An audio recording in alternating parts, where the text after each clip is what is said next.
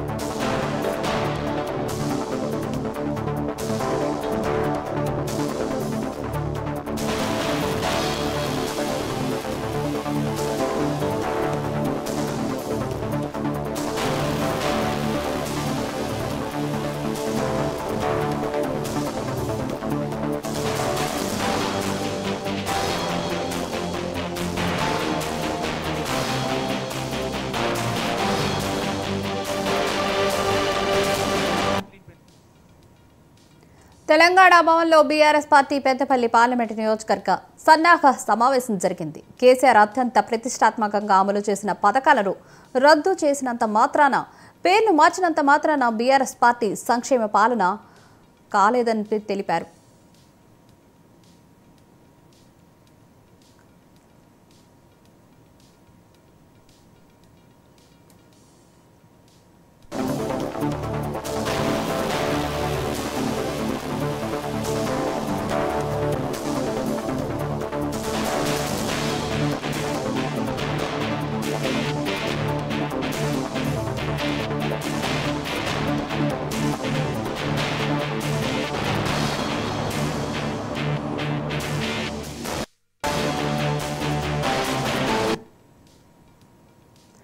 తెలంగాణ ప్రజల గుండెల్లో కేసీఆర్ ఉన్నారని, కిట్ల మీద ఆయన గుర్తులు చెరిపేసినంత మాత్రాన ఎలాంటి ప్రయోజనం ఉండదన్నారు.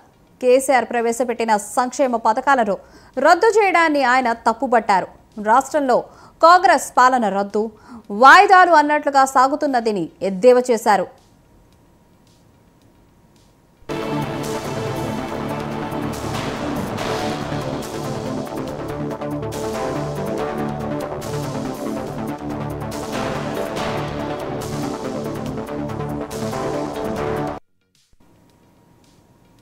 కాంగ్రెస్ కక్ష సాధింపు చర్యలు సహించమన్నారు. కాంగ్రెస్ పార్టీ ఉద్దేశపూర్వకంగా బీఆర్ఎస్ పార్టీ కార్యకర్తలు, నాయకులపై కేసులు పెట్టి రౌడీ షీట్లు ఓపెన్ చేసి భయభ్రాంతులకు గురి చేస్తే గులాబీ సైన్యం బెదరదని హరీష్ రావు చెప్పారు.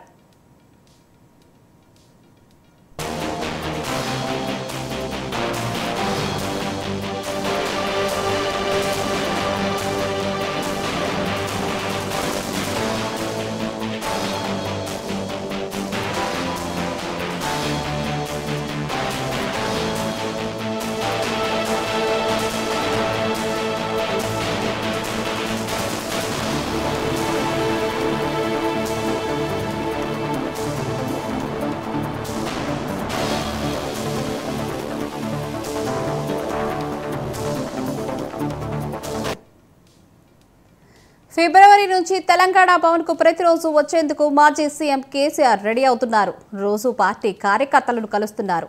అంతేకాకుండా జిల్లాలో కూడా కేసీఆర్ పర్యటించనున్నారు. ఆయన ప్రస్తుతం కోలుకుంటున్నారని, త్వరలోనే ప్రజల మధ్యలోకి వస్తారని హరీష్ రావు చెప్పారు.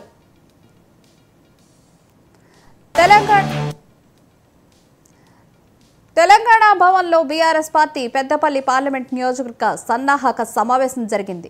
కేసీఆర్ అత్యంత ప్రతిష్టాత్మకంగా అమలు చేసిన పథకాలను రద్దు చేసినంత మాత్రాన, పేర్లు మార్చినంత మాత్రాన బీఆర్ఎస్ పార్టీ సంక్షేమ పాలన కాదనలేదన్నారు.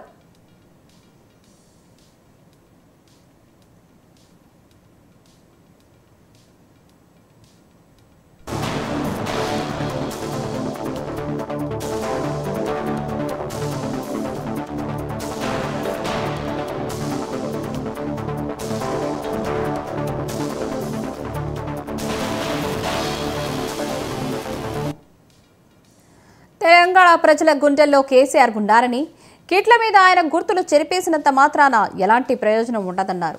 కేసీఆర్ ప్రవేశపెట్టిన సంక్షేమ పథకాలను రద్దు చేయడాన్ని ఆయన తప్పుపట్టారు. రాష్ట్రంలో కాంగ్రెస్ పాలన రద్దు, వాయిదాలు అన్నట్లుగా సాగుతుందని ఎద్దేవా చేశారు. కాంగ్రెస్ కక్ష సాధింపు చర్యలు సహించమన్నారు. కాంగ్రెస్ పార్టీ ఉద్దేశపూర్వకంగా బీఆర్ఎస్ పార్టీ కార్యకర్తలు, నాయకులపై కేసులు పెట్టి రౌడీ షీట్లు ఓపెన్ చేసి భయభ్రాంతులకు గురిచేస్తే గులాబీ సైన్యం బెదరదని హరీష్ రావు చెప్పారు.